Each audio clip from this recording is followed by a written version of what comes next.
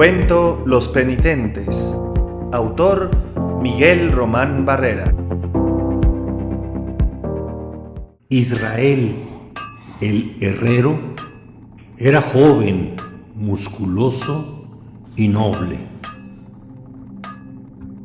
Tenía una esposa encantadora de ondulantes y atractivas formas y también joven como él.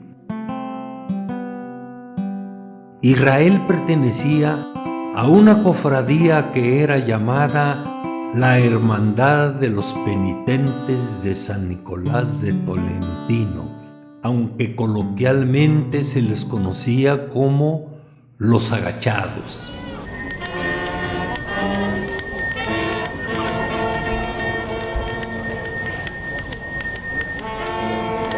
¡Un sumario para todas las benditas ánimas del Santo Purgatorio por el amor de Dios! ¡Padre nuestro!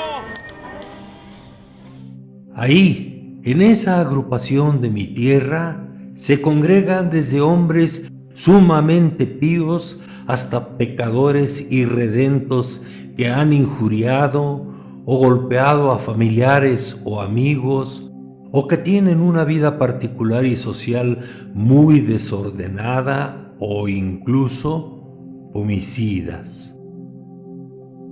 Para alcanzar el ansiado perdón, deben confesarse ante el señor cura y externarle que desean cambiar de vida y, con ello, alcanzar su redención.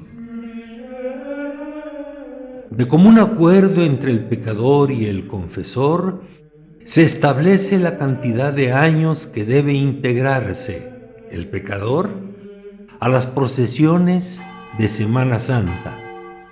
Hecha la promesa y, llegado el momento, el día que les corresponde la procesión en los rituales de Semana Santa, los penitentes avanzan encorvados, vestidos con tosco sayal de costales ásperos pintados de negro, capucha negra y cadenas atadas en cada tobillo, llevando en sus manos un rosario o una charola con flores.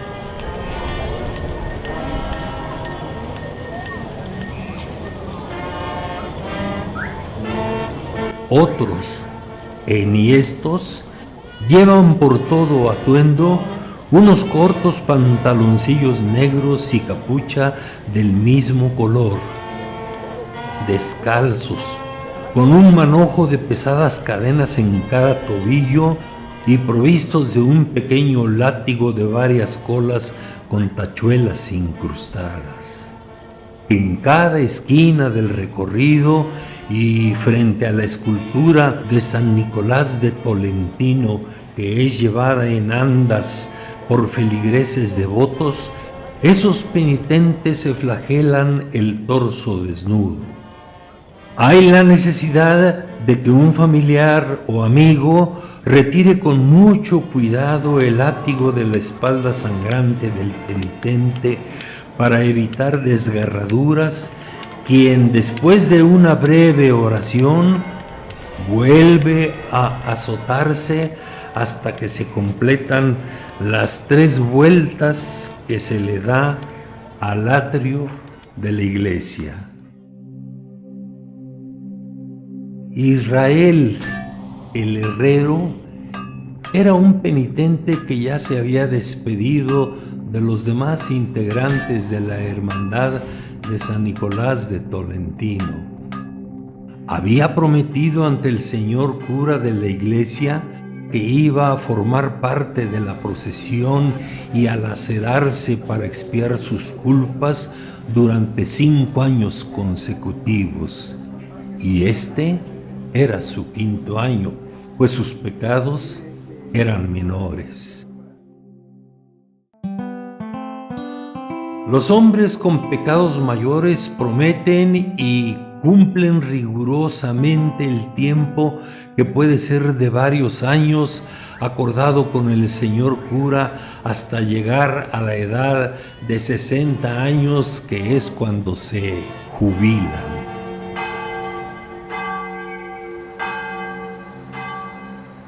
Esa noche, Israel llegó a su casa que estaba en las orillas de ese poblado costeño, ensangrentada la espalda y los tobillos.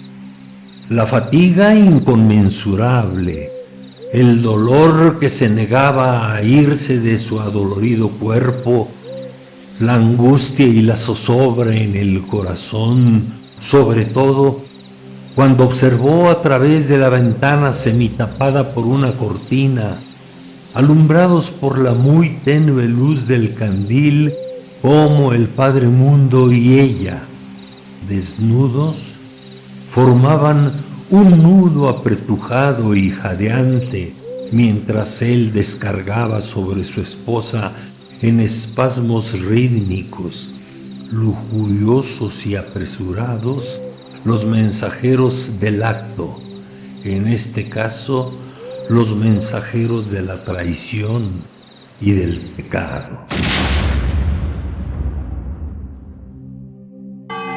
Los feligreses buscaban al Padre Mundo para confesarse y expiar sus culpas, pero quienes más se acercaban al confesionario cuando en esas funciones se desempeñaba el sacerdote eran las mujeres.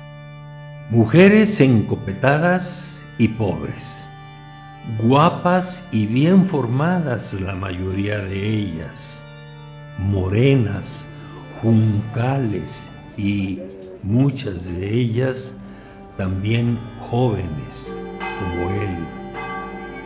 Lo que nadie sabía más que los implicados era que en el confesionario se concertaban las citas para aconsejar a las mujeres y luego para bendecirlas con el sagrado ayuntamiento de sus cuerpos en algún otro lugar, bajo muchos artilugios santificados que él utilizaba. Entró silenciosamente a la casa, a su casa, y a la recámara, a su recámara, y vio la cama, su cama, y vio a la mujer, no a su mujer, pues era obvio que ya no lo era, desnuda, gimiendo tenuemente, y vio al sacerdote Mundo trepado sobre ella, arremetiendo ardientemente.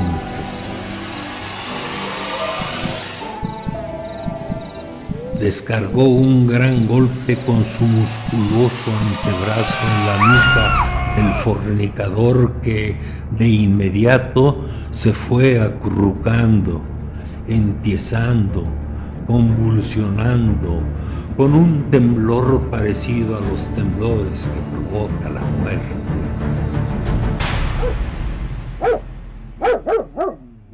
Desnucado el hombre, la mujer gimió, ya no por los vaivenes que le provocaba el acto sexual, sino porque estaba atónita, horrorizada y callada, pues de repente perdió el habla.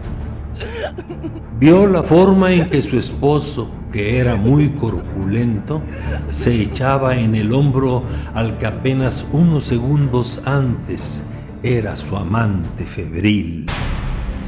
Vio cómo salió apresuradamente con él a cuestas y escuchó el motor de la camioneta que se fue alejando con un ronroneo cada vez más apagado. Israel, el herrero, condujo su vieja camioneta durante unos 10 minutos en un camino de terracería hasta el delta de las orillas del río que descargaba sus aguas en el mar y que llevaba mucha corriente, pues era temporada de lluvias. Bajó el cadáver de Mundo, lo arrastró a la orilla. Con el pie le dio un empujón y de inmediato fue arrastrado por las turbulentas y encrespadas aguas. Las aguas dulces del río engulleron y se llevaron al Padre Mundo a las aguas saladas del mar. Los tiburones engulleron a su vez el cuerpo del hombre que de esa manera acuosa expió sus mundanas culpas. El trayecto de ida y vuelta que utilizó Israel duró aproximadamente una media hora, tiempo suficiente que aprovechó Lucrecia para empacar apresuradamente sus cosas y abandonar su hogar. Se dirigió a la central de autobuses, compró un boleto y se alejó con rumbo desconocido. Jamás volvió y jamás Israel hizo alguna indagatoria sobre el paradero de la que fue su esposa. En el pueblo, la comidilla del día fue que Lucrecia había abandonado a su esposo por malos tratos, porque eran muy pobres, porque era muy celoso y ella muy callada, porque fue a visitar a sus padres enfermos que vivían lejos, muy lejos. Lo cierto es que a Israel nunca le pidieron ni él dio ninguna explicación y poco a poco todo fue volviendo a la normalidad. Del Padre Mundo nadie supo nada. Desapareció sin aviso previo, sin una versión explicable. Se dijo que lo habían cambiado a otra iglesia en donde ya era señor cura. También circuló la versión de que había viajado a Roma a perfeccionar sus estudios teológicos. La única certeza de todo este embrollo era su ausencia. Israel, el herrero, estuvo muchos días y muchas noches sumamente inquieto y con pesadillas. Sin embargo, trató de seguir adelante como si nada hubiese sucedido, elaborando machetes y herraduras para los animalitos de la gente del campo y tratando de difuminar los fantasmas de aquella fatal noche. Pasaron algunos meses. Se acercaba la Semana Santa de ese año. Israel fue a la iglesia, entró a confesarse con el señor cura e hizo la promesa de reintegrarse a la hermandad de penitentes de San Nicolás de Tolentino, los agachados, esta vez hasta jubilarse.